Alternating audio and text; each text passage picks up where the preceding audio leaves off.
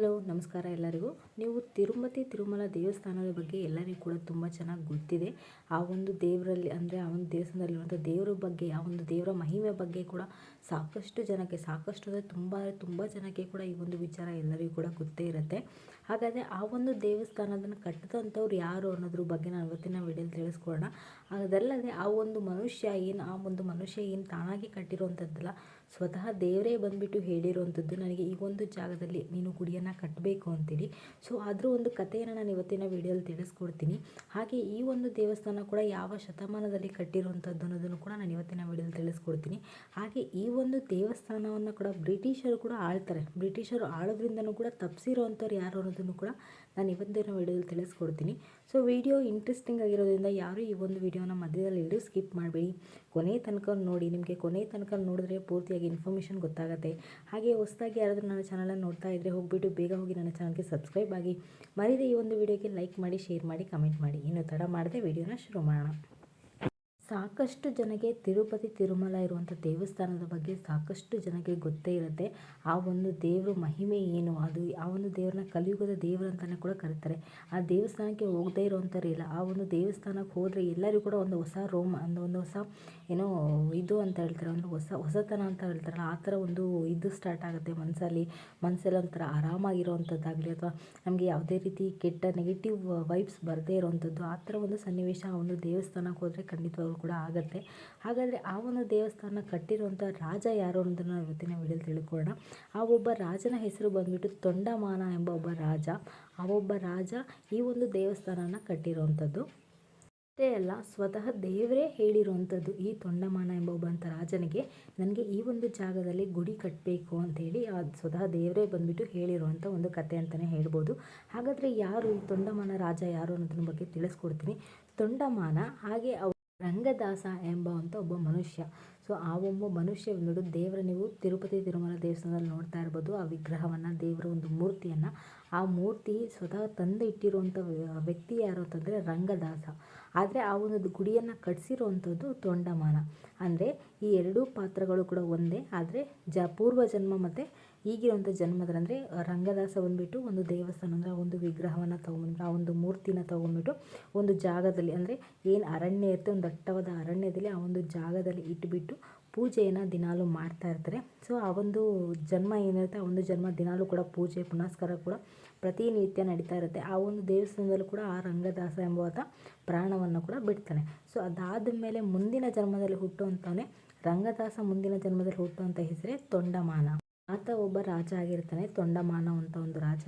ಆ ಒಬ್ಬ ರಾಜನಿಗೆ ಏನಿರುತ್ತೆ ಅಂದರೆ ಒಂದು ಏನೋ ಅಹಂ ಅಂತ ಹೇಳ್ತಾರಲ್ಲ, ಆತ ಒಂದಿರುತ್ತೆ, ಒಂದು ಅದೇ ಅಹಂಕಾರ ಅಂತ ಹೇಳ್ತಾರಲ್ಲ, ಆ ಒಂದು ಅಹಂಕಾರ ಈ ಜನ್ಮದಲ್ಲಿ ಇರುತ್ತೆ. ಹಾಗಾದರೆ ಏನಪ್ಪ ಆ ಒಂದು ಅಹಂಕಾರ ಅಂತ ಹೇಳಿದರೆ, ನಾನೇ ಒಬ್ಬ ದೊಡ್ಡ ದೈವ ಭಕ್ತ, ನನ್ನಷ್ಟು ಬಿಟ್ಟು ಬೇರೆ ಯಾರೂ ಭಕ್ತರಿಲ್ಲ ಆ ಒಂದು ದೇವರಿಗೆ ಅನ್ನೋದೊಂದು ಅವನಿಗೆ ಒಂದು ತಲೆಯಲ್ಲಿ ಒಂದು ಅಹಂಕಾರ ಅಂತ ಹೇಳ್ತಾ ಅದೊಂದು ತಲೆಗೆ ಎತ್ತಿರುತ್ತೆ.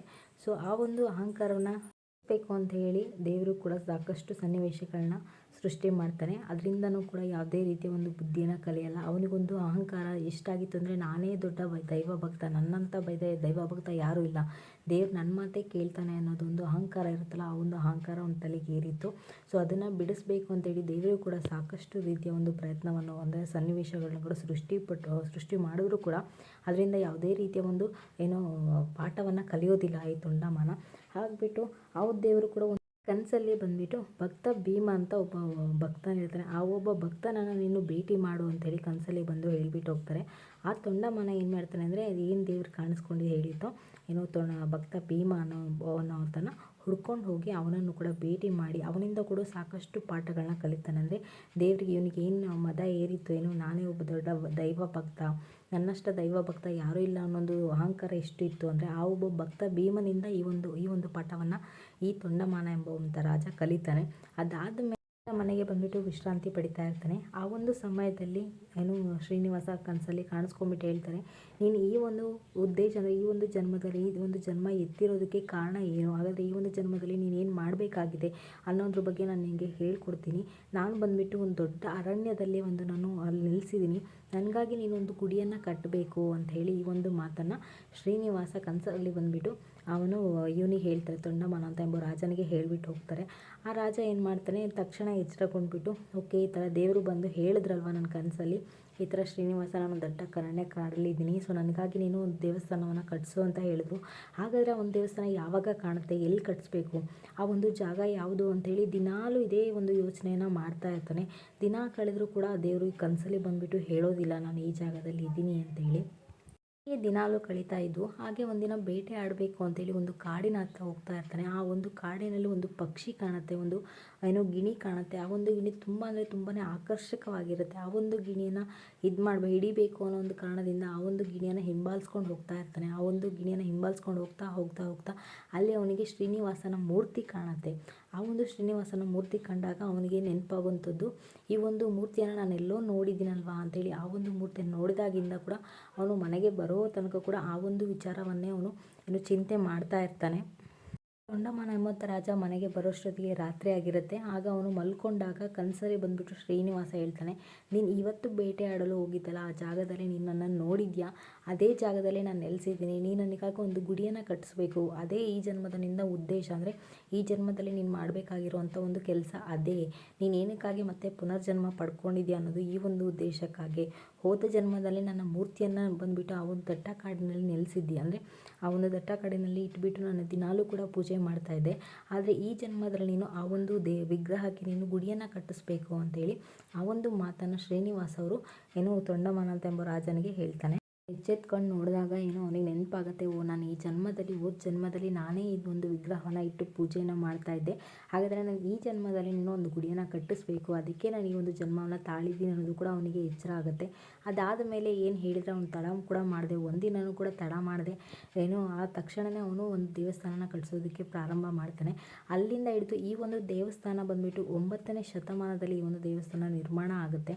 ಈ ಒಂದು 9ನೇ ಶತಮಾನ ನಿರ್ಮಾಣ ಆದ ಮೇಲೆ ಕೂಡ ಈ ಒಂದು ದೇವಸ್ಥಾನವನ್ನು ಕೂಡ ಬ್ರಿಟಿಷರು ಕೂಡ ಆಳೋದಕ್ಕೆ ಪ್ರಯತ್ನ ಪಡ್ತಾರೆ. ಆದರೆ ಯಾವುದೇ ಕಾರಣಕ್ಕೂ ಕೂಡ ಈ ಒಂದು ದೇವಸ್ಥಾನನ ಬ್ರಿಟಿಷರು ಆಳೋದಕ್ಕೆ ಬಿಡೋದಿಲ್ಲ.